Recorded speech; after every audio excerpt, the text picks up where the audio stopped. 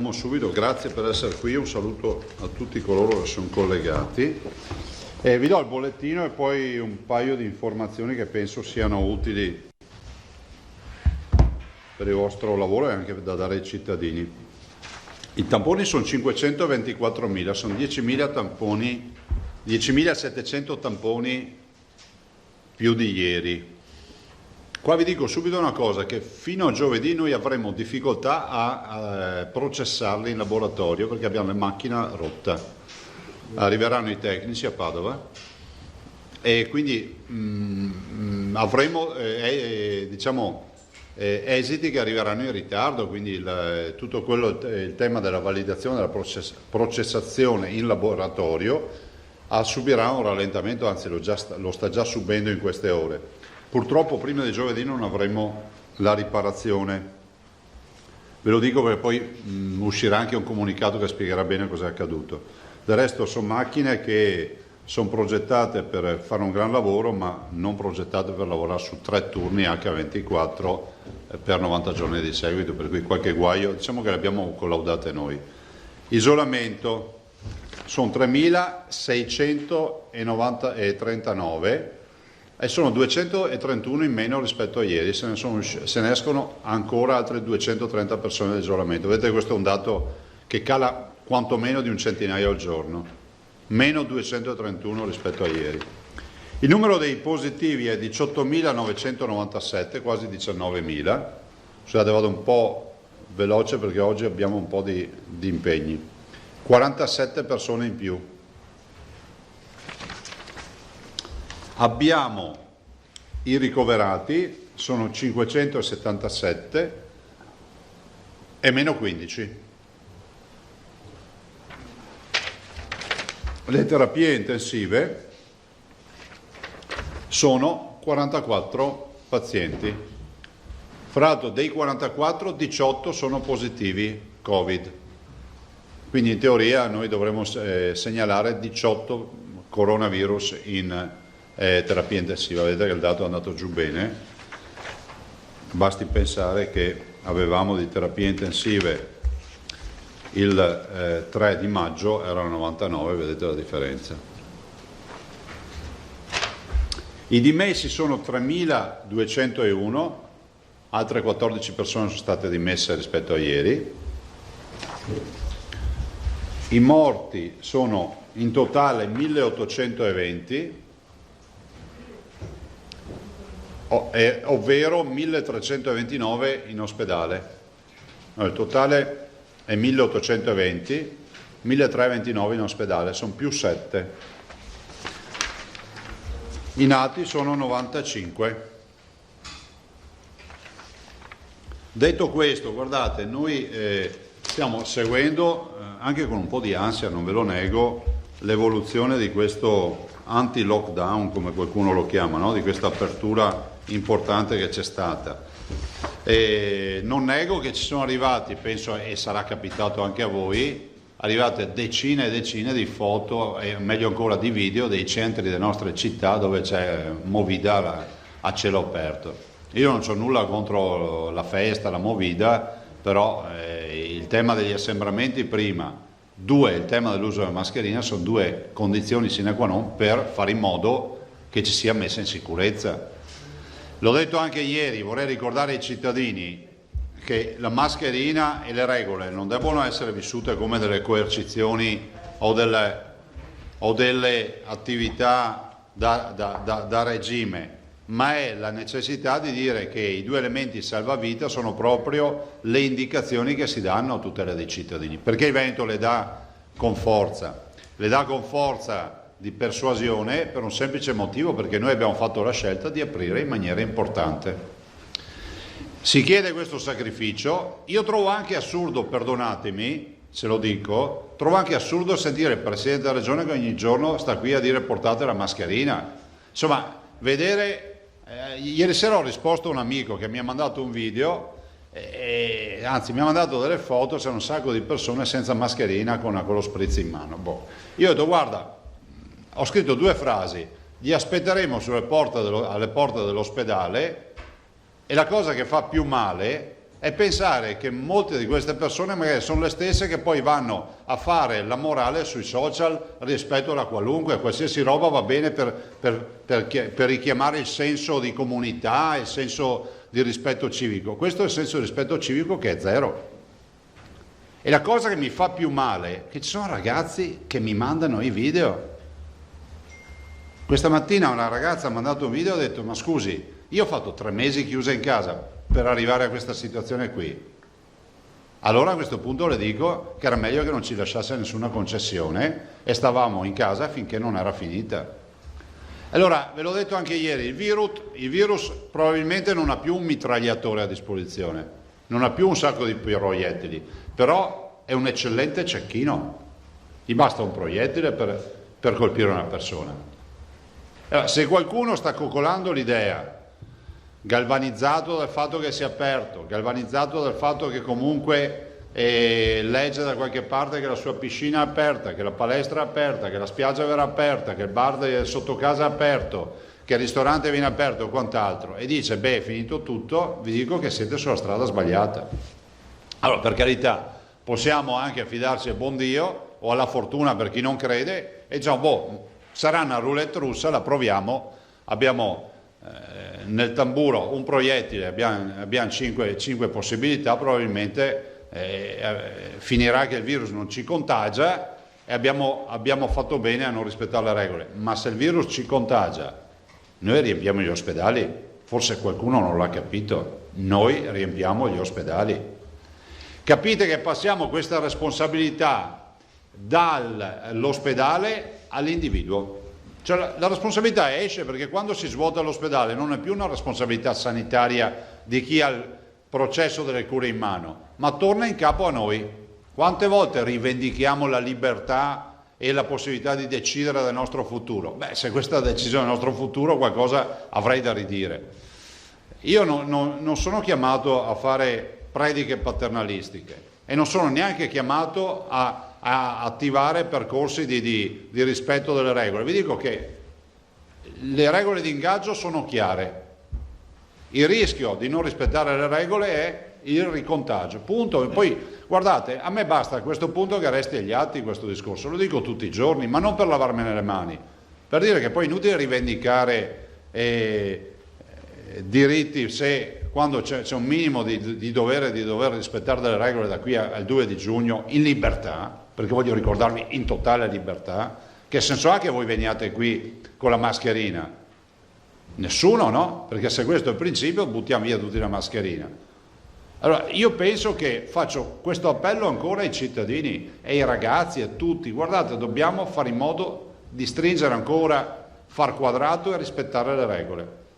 E comunque la contabilità ce l'avremo nel giro di 8 giorni, ormai 2 giorni sono passati, in 10 giorni io li vedo i contagi. Se aumentano richiuderemo i bar, richiuderemo i ristoranti, richiuderemo le piscine, richiuderemo le palestre, chiuderemo le spiagge, chiuderemo le aziende, chiuderemo tutto e torneremo a chiuderci in casa col silicone. È questo che vogliamo? Io decisamente no, non ho incontrato nessun cittadino che mi dice che vuol tornare al lockdown. E allora un minimo di impegno, ragazzi, dai, un minimo di impegno. Si può andare al bar, si può fare anche con gli amici, ma non serve fare l'happy hour come lo facevamo prima del virus. E poi è un sacrificio, scusatemi. Capisco se uno ti certifica e ti dice: guarda, da qui all'infinito vivremo così, vivremo con il virus, con le mascherine. Allora uno dice: vabbè, a questo punto faccio una scelta di vita, mi butto. Ma la verità è che questo virus se ne andrà, io spero anche velocemente. E allora facciamo sto minimo di sacrificio. Abbiamo avuto 1820 persone che hanno perso la vita. Lo dico ai complottisti, ai terapiatisti, a tutta sta gente che fa video, dichiarazioni, ma almeno un po' di rispetto per i morti. Un po' di rispetto per i morti. E chiedere troppo? Poi tu puoi anche pensare che la Terra sia piatta, che non sia un geoide, puoi anche pensare che il sole gira attorno alla Terra, che Galileo si sia sbagliato, puoi pensare un sacco di robe, ma almeno rispetto per i morti. Quando fate e dite le vostre idee che sono contro tutto il sistema, il grande fratello, e i grandi circoli dei potenti, tutte queste robe, l'invenzione, quando vi vengono in mente queste robe, pensate ai morti.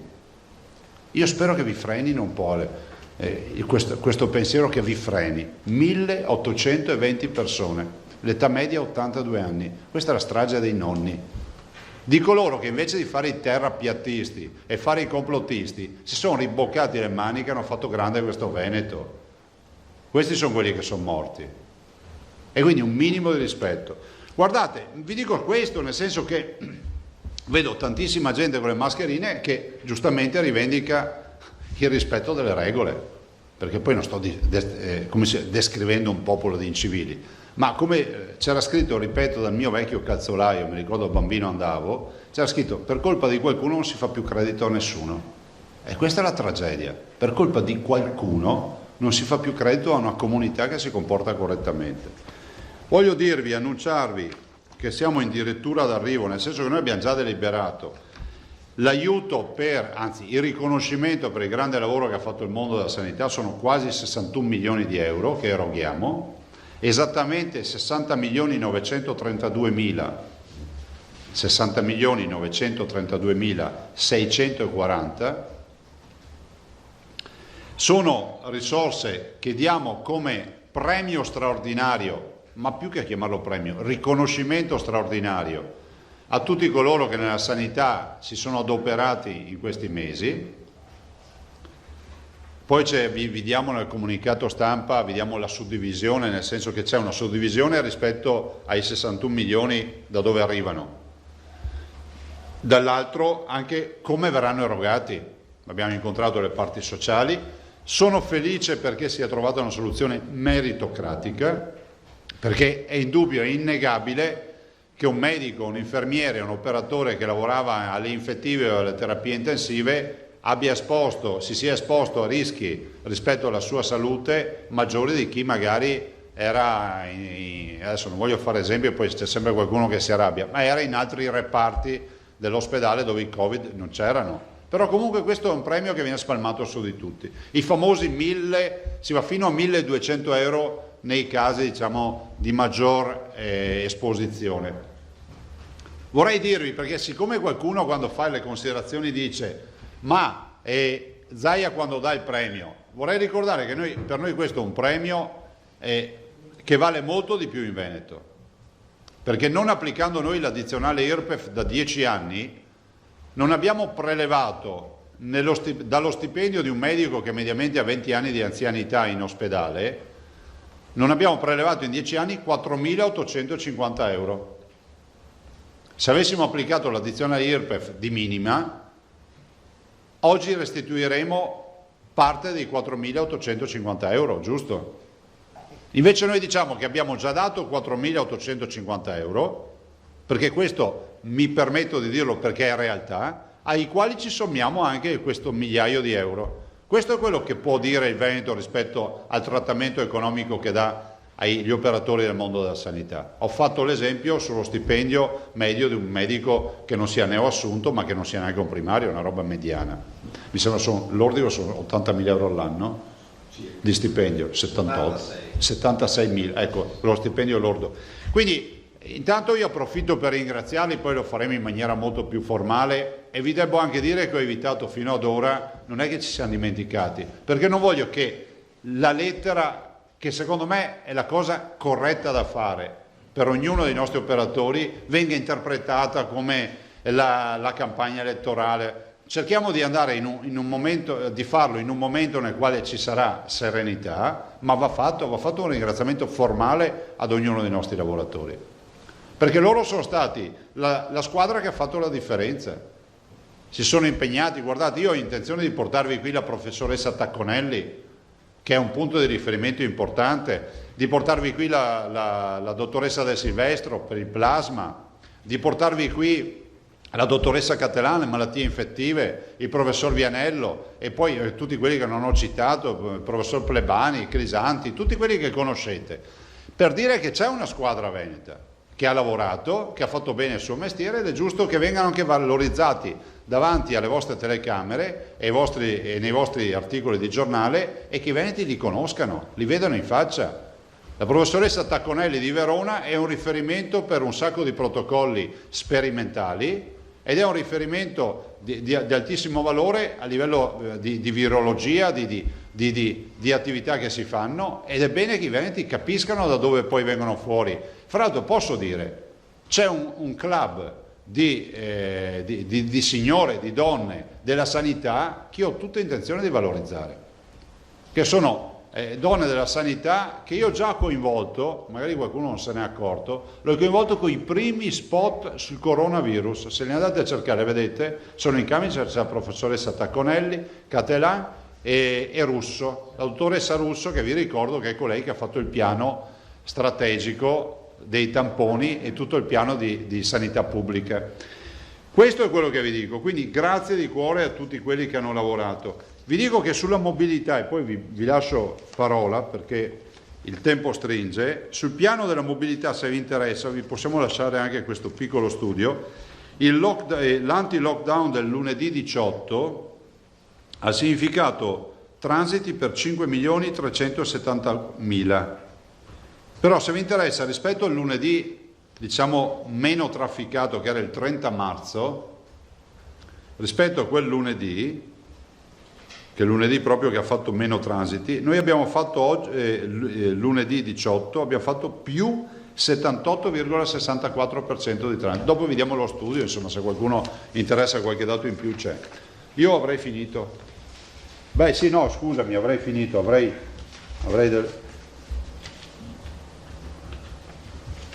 Ma sì, lasciatemi ricordare due cose che Federico mi ha organizzato qui, perché prima abbiamo visto le carte, scusate. Volevo fare gli auguri a un signore particolare che compie gli anni oggi, Noè Gottardi. Pensate, compie l'invidiabile età di 106 anni. E peraltro è un signore che ha vissuto sempre in Veneto, ha avuto 5 figli, insomma si è dato da fare, ha sempre fatto l'agricoltore, 106 anni vuol dire, insomma. E poi la signora Tina, che sempre oggi compie gli anni, 99 anni.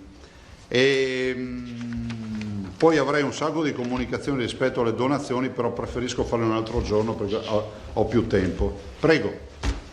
Allora, facciamo il solito giro. Cominciamo 1, 2, 3, 4, 5, 6, insomma. Andiamo da sinistra verso destra. Bonet. Presidente, solo per capire questo, allora la Regione non ha poteri di polizia, no? Cioè, però al di là della moral suasion mi chiedo, ci può essere una sede con i prefetti, con i comuni, in cui si può invitare a aumentare i controlli se c'è questo fenomeno di sistematica violazione delle regole sui distanziamenti e le mascherine? Ma guarda, però posso dirti, per me è un fallimento pensare che si debba riunire un tavolo per rincorrere le persone per la mascherina. Ve lo dico, cioè, mi rifiuto di arrivare a quel livello, non è uno stato di polizia, rivendichiamo tutti la democrazia in ogni istante, cioè, ci si fermi un attimo e si pensi. Anche qui voglio ricordare che la famosa multa dai 4 ai 3.000 euro non è un'invenzione della Regione, c'è scritta in un decreto. C'è qualcuno che pensa che ci siamo inventati una multa, e la multa non è un'invenzione perché non la può mettere la Regione, è scritta in un decreto nazionale. E la multa non te la in via teorica non te la prendi solo per la mascherina, se non ce l'hai, te la prendi per il distanziamento sociale, per l'assembramento e per tutte le regole che non rispetti. Anche in teoria, se vai anche a fare la spesa e non c'hai magari la mascherina davanti al banco dei salumi o robe del genere. Filippo, poi il giro farà uno strano percorso, visto le mani alzarsi in tempi diversi. Sì, Presidente, buongiorno. Ciao. Per quanto riguarda il premio al personale della sanità, io volevo capire se è stato raggiunto davvero un accordo. Glielo chiedo perché ieri CGIL, CISL e UIL hanno annunciato questo accordo, eccetera. Oggi la stessa CGIL Medici dice noi siamo d'accordo, ma la maggior parte dei sindacati medici no. Guardate, sentite. Volevo sapere se è stato sottoscritto dalle parti. Allora, la Regione mette 61 milioni di euro sul tavolo. Mi rifiuto di entrare nelle dinamiche delle eventuali dibattiti o liti tra, diciamo, rappresentanti di lavoratori. Hanno tutti stessa dignità, sinceramente rimando la pallina al di là del tavolo e mettetevi d'accordo. Se volete che mi metta lì io a verificare i nomi e cognomi e decidere questo un po' di più, questo, ci sarà un principio che potranno adottare. Dico solo, facciamolo in maniera meritocratica, perché qualcuno ha anche proposto di dare una tantum spalmato come la Nutella dappertutto, uguale a tutti. Secondo me è sbagliato e quindi adesso vedremo, insomma, più disponibilità di così. Ma non era in questi... No, ma non lo dico a te. Volevo solo sapere se era stato sottoscritto. Per noi è chiusa sta partita. Se c'è qualche dibattito che vogliono ancora fare, ma figuratevi, ben venga, l'importante è che poi alla fine si chiuda. Nel frattempo noi attendiamo anche che vengano pubblicati i 2 decreti, il Cura Italia e il rilancio, perché anche da quelli peschiamo risorse. Avevo 2 domande, poi se vogliamo domande così un po' di nicchia, però un gruppo di persone non vedenti chiede 2 cose. Una che forse è già superata, dicevano noi abbiamo problemi quando entriamo in un negozio con i guanti, non riusciamo a arrivare al tatto, ma mi pare che i guanti siano ormai superati dal gel. Igienizzazione delle mani. L'altra cosa, le chiedono, quando dà delle indicazioni pratiche, magari gesticolando, di accompagnarle da qualche parola di spiegazione. Questa è la loro richiesta. Chiaro. L'altra domanda nel merito riguarda le piscine termali, che in Veneto sono una cosa importante. Ci siamo lasciati, mi pare domenica o sabato, quando era, dicendo che per adesso le piscine termali non sono riattivate, però erano, mi pare, c'era l'impegno del governo a ridiscutere della faccenda. Cioè il tema, le piscine sono assolutamente utilizzabili, che siano pubbliche o private. Il problema delle terme sono le saune, i bagni turchi, insomma tutte quelle attività. Ma non è che se un albergo ha la piscina la può utilizzare, è una piscina appunto. Nel senso che l'ordinanza è chiara rispetto a questo. Pubbliche e private con le solite regole del distanziamento, dell'igiene e via. Quindi escluse le saune e i bagni turchi? Sì. Vabbè, grazie. Ora vado a destra metaforicamente per l'alzata di mano. Marchiori, si prepara Milva, poi Alda, poi Malavasi, poi Emiliano. Sì, Presidente, buongiorno. Una domanda che arriva dal mondo dell'università, da più famiglie e anche studenti. Stiamo parlando di Ca' Foscari che si sono visti aumentare la retta, ovvero all'inizio è stata posticipata e ora se la trovano aumentata, in poche parole probabilmente per si sommano più rette. Sì, e quindi chiedono un intervento, insomma, in qualche modo chiedono, insomma, di poter dire, perché comunque tante famiglie si sono trovate in difficoltà, adesso dover pagare comunque una cifra superiore inizia a essere una difficoltà anche per loro. Cosa possiamo dirgli? Guardate, questo rientra nelle prerogative dell'università, cioè capisco le difficoltà, a questo si aggiunge coloro che debbono pagare l'affitto per un alloggio universitario o privato per andarsi poi a vivere come studenti, che poi non hanno mai utilizzato, perché moltissimi studenti per 3 mesi non sono mai andati in sede. È ovvio che ci vorrebbe a 360 gradi un minimo di attenzione anche rispetto a tutto questo. Allora avevamo detto Milva. Buongiorno Presidente. Ciao Milva. Allora, ho fatto un piccolo giro, inchiesta antropologica tra Padova e Mestre. Allora, con gli spot e i manifesti di Crisanti, di Pennacchi, della Viola, che mostrano la mascherina come si mette, come si usa. Manca forse il sottotitolo, nel senso che certe spiegazioni non ci sono. Allora sono andata a verificare sul terreno guardando la gente per strada, chi fuma, chi beve, quindi materialmente non è, con il rischio di prenderti anche una craniata, perché uno ti dice fatti i puntini tuoi.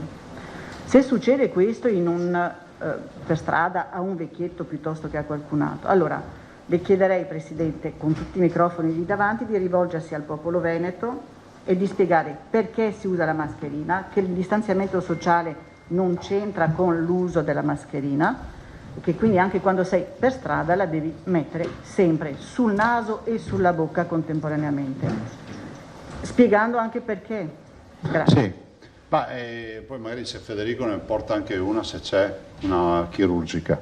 Questo l'abbiamo detto in più occasioni, grazie per la domanda. La mascherina non è un vezzo e non è neanche un atto di coercizione sociale. La mascherina salva la vita. Ormai è scientificamente dimostrato che chi ha operato al fronte, cioè nelle terapie intensive, nelle malattie infettive, nelle semi-intensive, quindi abbiamo testato i 10.000 medici della sanità del Veneto, dell'ospedale, degli ospedali, ne viene fuori che solo l'1,3% si è infettato. Cosa vuol dire? Per la proprietà transitiva utilizzavano la mascherina e il virus non arriva. Se ci pensate, questo fra l'altro è stato anche documentato dalla letteratura scientifica, che dice che il primo presidio in assoluto è la mascherina, poi il distanziamento sociale, dopodiché anche qui non è che la mascherina uno la gestisce alla bisogna, ci sono delle regole per utilizzarla la mascherina, che sono quelle di indossarla sempre, ovviamente fatto salvo quando uno deve bere e si ritrova da solo a casa propria o quant'altro. Adesso, per carità, non so se questa si può chiamare pubblicità progresso, diciamo che noi siamo interessati a fare in modo che i cittadini capiscano questo. Cioè, ne viene fuori anche uno spaccato di un popolo, no? Perché se stiamo qui a discutere dell'uso della mascherina come discutessimo con un malato oncologico dell'uso di farmaci salvavita, cioè non ha nessun senso fare questi discorsi. Me lo dico per me perché a volte provo anche imbarazzo e la mascherina va anche poi, come si dice, indossata nella maniera migliore, cioè come dicevi te, naso e bocca coperti. E è vero che il DPCM, perché qualcuno ci dice il DPCM non prevede l'uso della mascherina, non è vero, il DPCM prevede, grazie, l'uso della mascherina negli ambienti chiusi, quindi vado in un negozio, devo indossare la mascherina e nelle condizioni in cui non si garantisce il distanziamento sociale, dice il DPCM, cioè quando non riesce a stare a meno al di sopra di 1 metro di distanza da un'altra persona. Il che vuol dire che se tu cammini per i centri cittadini ne incroci tante che comunque ti sfiorano, e in quel caso devi portare la mascherina. La mascherina, abbiamo detto 1 miliardo di volte, si porta così, questo è il modo esatto, così non serve a nulla, serve solo è un palliativo, e così proprio è inutile.